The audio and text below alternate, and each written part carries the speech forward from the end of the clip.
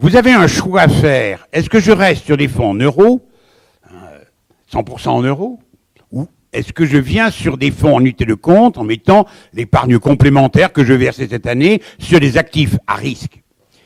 C'est une opportunité sur laquelle il faut réfléchir.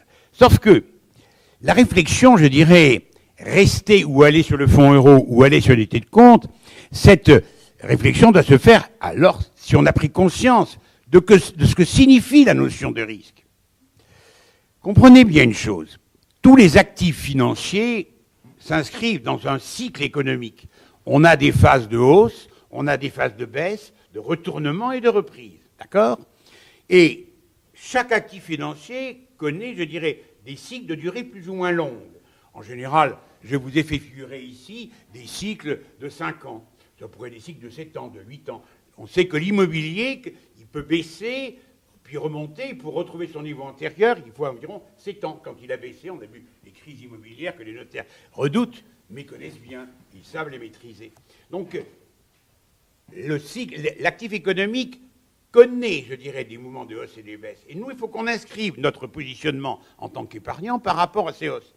Si vous n'avez pas besoin de votre épargne sur une durée de 7-8 ans, vous pouvez prendre des risques en venant sur un marché où le cycle économique est de 7-8 ans, car vous aurez alors le temps de vous refaire.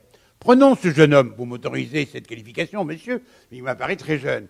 Voilà un jeune homme, si vous voulez, qui, lui, peut prendre des risques. Parce que l'épargne qu'il met de côté chaque année, en supposant que vous en mettiez un peu de côté, en arrivant à la soustraire à la convoitise légitime, je dirais, de ceux qui vous accompagnent, on va voir, c'est votre problème. Bien, ce que je veux dire, c'est que si vous arrivez à en mettre de côté, c'est que probablement vous n'en avez pas l'utilité tout de suite. L'argent mis en réserve, c'est un argent pour après-demain, quand vous aurez 70 ans comme moi, 75 ans, 80 ans. C'est-à-dire qu'aujourd'hui, où vous avez quoi, à peine 30 ans, l'épargne que vous avez, 35, allons-y, je ne veux pas non plus vous vexer, donc mettons 35, l'épargne que vous avez, vous n'en avez pas une utilité immédiate. Donc si l'épargne que vous avez placée voit son cours baisser, qu'est-ce que ça fait pour vous? Rien, puisque de toute façon, vous n'espérez pas en jouir. Vous avez votre salaire, vous avez votre rémunération, du moins on peut l'espérer, et c'est de ça dont vous vivez. L'épargne accumulée, elle est faite pour une dépense d'après-demain, parce que vous êtes jeune. Mais nous, madame et moi, on n'a pas cette possibilité d'attendre. Nous, on n'a pas la possibilité de se refaire. Ça veut dire que, madame comme moi, parce qu'on n'a pas une capacité d'attente de 5, 6, 7 ans, on n'a pas la possibilité de prendre des risques. Et on n'en veut pas. Et on veut que notre assureur continue, nous, à nous garantir un capital tout au long de notre fin de vie. Par contre, nous disons à notre assureur, pour nos enfants, il faut les éduquer à la prise de risque. La prise de risque est totalement légitime et on sait qu'elle est corrélée, ou du moins le rendement est corrélé à la prise de risque.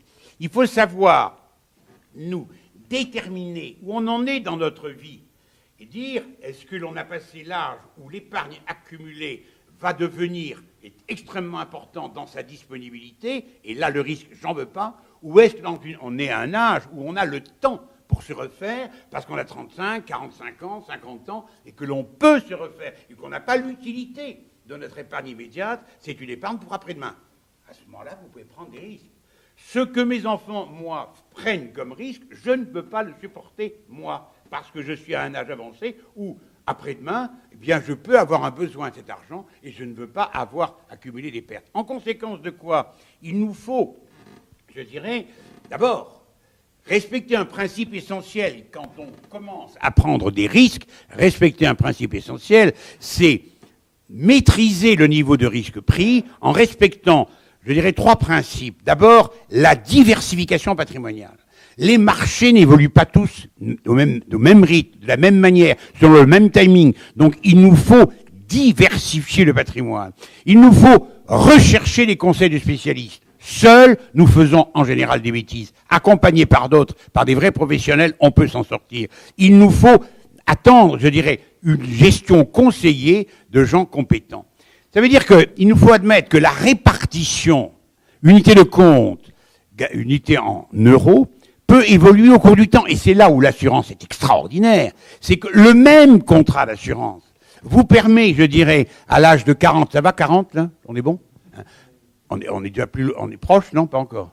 plus proche, enfin, à l'âge de 40 ou 50 ans, on peut prendre des risques et on peut mettre son épargne 30 à 40% dans une unité de compte diversifiée à risque, tout en mettant 60 à 70% dans des contrats en euros. Mais quand on atteint, je dirais, tiens, de 65 à 75 ans, on commence à quoi? À être plus prudent, plus sage, parce qu'on approche de la période de la consommation possible et probable de son épargne. Donc on va mettre 10-20% en unité de compte diversifiée et 80-90% en euros. Et puis, on arrive enfin à cette tâche canonique à laquelle nous sommes arrivés, nous, où la prise de risque n'est plus acceptable, ou en tous les cas doit être davantage contrôlée, où là on va mettre 10% en unité de compte à risque et 90%, voire éventuellement 100% en euros. Nous avons besoin d'avoir une possibilité de sécuriser notre épargne en vous la laissant, en vous l'apportant, en vous la donnant. Ça veut dire quoi? Nous devons, chers amis, à tout moment,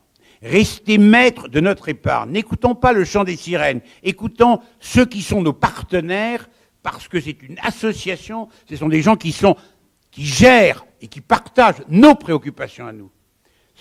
Il n'est pas assureur, hein. Il n'est pas assureur. Ni toi non plus. Vous n'êtes pas assureur. Vous êtes des partenaires entre vous et nos assureurs. Et ces partenaires sont là pour nous accompagner, pour pouvoir choisir d'aller sur tel ou tel marché, choisir de répartir notre épargne, partie en unité de compte, partie, je dirais, en euros, pour le garantir. Le basculement vers les unités de compte ne doit pas être imposé.